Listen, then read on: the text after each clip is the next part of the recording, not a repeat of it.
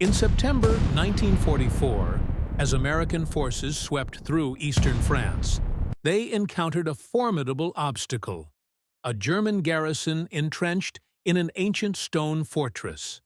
With thick walls, artillery, and machine guns covering every approach, 1,500 German troops, under a major who had sworn never to surrender, prepared for a stand. Patton, ever the pragmatist, sent an officer under a white flag with a simple message: "Surrender now, and your men will be treated as prisoners of war under the Geneva Convention." The German major's response was defiant and dramatic. He declared, "Tell General Patton that if he wants this fortress, he'll have to kill me to get it." It was a statement meant to inspire his troops and intimidate the enemy, a declaration of unyielding resolve. Patton's reply was famously succinct: "I can arrange that." What followed was not a prolonged siege or a drawn-out battle. It was a systematic destruction that unfolded in less than 12 hours, a brutal demonstration that Patton meant what he said. The fortress, though ancient and strong, was strategically vital, sitting on a key road junction. Bypassing it meant supply convoys would face longer routes, an unacceptable delay for Patton's rapidly advancing Third Army. Patton's first preference was always surrender, not out of mercy, but out of efficiency. A surrendered position cost no American lives and no precious time. A contested one cost both. So, the ultimatum was standard: surrender, be treated well, and survive the war. The alternative was a fight they could not win. But the German major personalized his refusal, invoking honor and duty, and directly challenging Patton. Other commanders might have seen this as an opening for negotiation, perhaps offering better terms. Patton saw it differently. The major had clearly stated his terms. He wanted to die defending the fortress. Patton, chillingly pragmatic, decided to grant his wish with overwhelming efficiency. When the messenger returned, Patton's staff expected frustration. Instead, Patton was almost matter-of-fact. "The major says we have to kill him," he reportedly stated. "Let's not disappoint him." Then he began issuing orders, precise and comprehensive, designed to fulfill the major's challenge in the most devastating way possible. First, a complete encirclement. Not just blocking roads, but a total seal, cutting off all entry and exit, including the water supply if possible. The fortress might be strong, but those inside still needed sustenance. Second, every heavy artillery piece within range was ordered to register on the fortress for precise targeting. Stone walls wouldn't withstand 155mm shells, and underground chambers would collapse under direct hits. Third, air support was called in. Not indiscriminate bombing, but tank-busting aircraft with precision munitions aimed at specific structures. The major's command post, artillery positions, and ammunition storage. Finally, in a stroke of psychological warfare, Patton ordered loudspeakers brought up. The Germans inside would be told exactly what was coming, not as a threat, but as a schedule. Artillery bombardment at this hour, airstrikes at that hour, then the ground assault. This gave them hours to contemplate their commander's heroic stance, and the death it promised. Patton made it clear to his own commanders, this would not be a careful, casualty-averse operation. The major wanted a fight, and they would deliver one so overwhelming, so intense, and so precisely coordinated that it would be over quickly. Get it done in hours, not days. To his troops, the message was equally stark. The Germans had been offered surrender and refused. What came next was their choice. The assault began at dawn, not for tradition, but because Patton wanted the Germans to spend the entire night knowing their fate. The loudspeakers had broadcast the schedule, and doubt had hours to spread among the less fanatical soldiers. When the sun rose, the artillery commenced exactly on schedule, a coordinated barrage tearing at specific sections of the fortress walls. The goal was methodical dismantlement. Shell after shell hammered the same points, opening breaches and exposing the interior. German artillery tried to respond, but American counter-battery fire was immediate and precise. German crews quickly learned that firing back meant certain death. After 2 hours of artillery, the air strikes began. P-47 Thunderbolts, laden with 500-pound bombs, executed precision strikes. The Major's command post took 3 direct hits. The ammunition storage exploded, rocking the entire fortress. The main gate was blasted off its hinges. Throughout this onslaught, the loudspeakers continued broadcasting, describing the destruction, announcing the next phase, and offering a final chance to surrender before the ground assault. Small groups of German soldiers began to emerge, hands raised, choosing life over their major's oath. The major tried to maintain order, even having some surrendering soldiers shot, but this only accelerated the collapse of morale. Troops realized they were trapped between American firepower and their own fanatical commander. By mid-morning, the fortress was a wreck. Walls were breached, artillery positions destroyed, and the command structure shattered.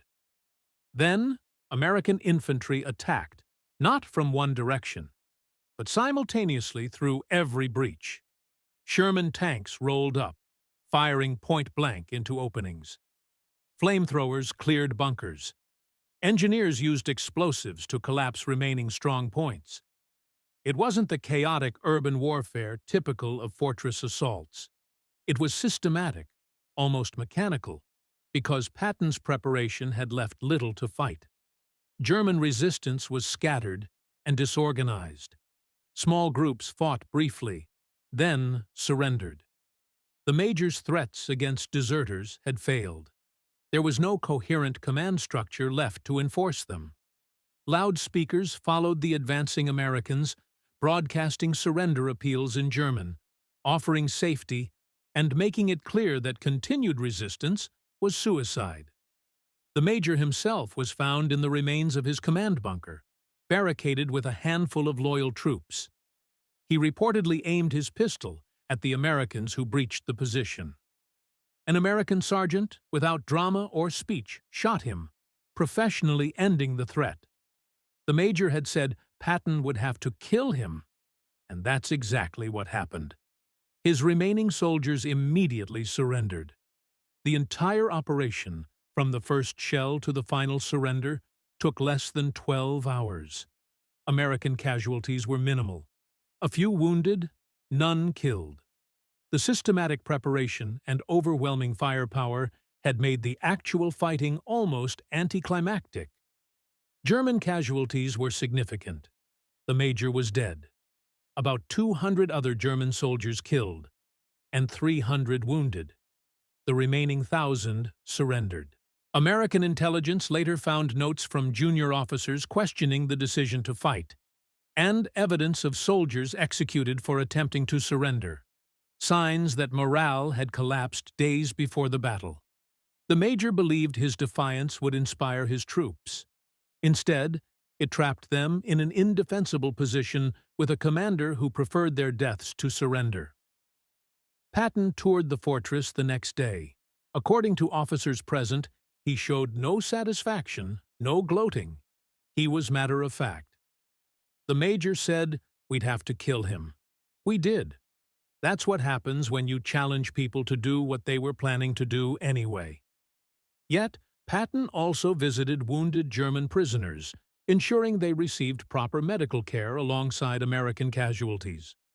He wanted his troops to see that once the fighting stopped, humanity prevailed.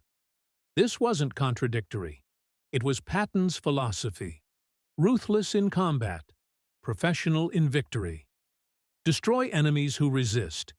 Treat enemies who surrender, and never blur the line. Word of what happened at the fortress spread quickly. For American troops, it reinforced Patton's reputation. Overwhelming force when necessary, but always offering diplomacy first.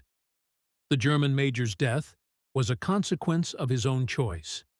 For German forces, the message was chilling. It wasn't just that the fortress fell. It was how completely and systematically it fell.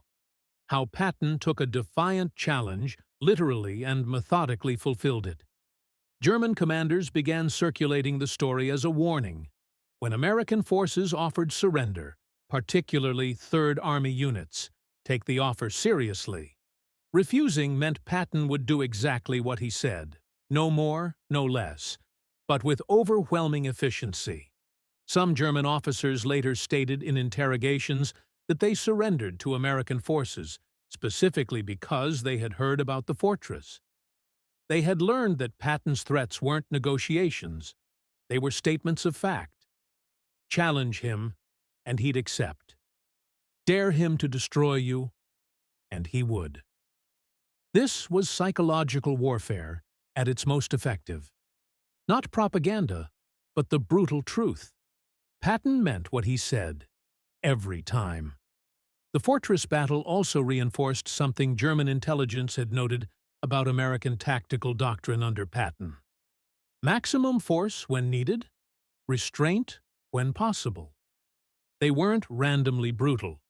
They were predictably brutal only to enemies who chose to fight. This predictability was almost more terrifying than random violence. You knew exactly what would happen if you refused surrender. The choice was yours, and so were the consequences. Looking back, what did the German major's defiance accomplish? He wanted to defend German honor and make the Americans pay a price. Instead, he got 200 of his men killed, 300 wounded, and the remaining thousands sent to POW camps for a position that held for less than a day, delaying Patton's advance by perhaps 12 hours. If he had accepted the initial offer, all 1,500 troops would have survived. This is the brutal arithmetic of war that some idealistic commanders forget.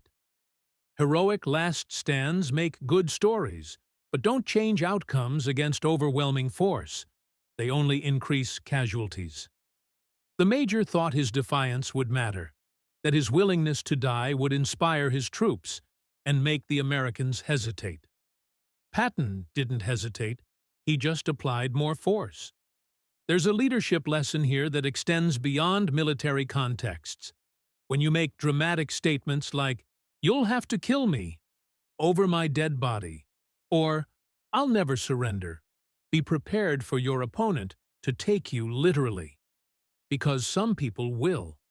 Patton was one of those people. He didn't interpret defiant challenges as negotiating positions. He interpreted them as statements of preference. You want to fight to the death? Okay, that can be arranged. The German major learned this lesson too late. His troops learned it at the cost of their lives or freedom. Other German commanders learned it and surrendered when offered terms.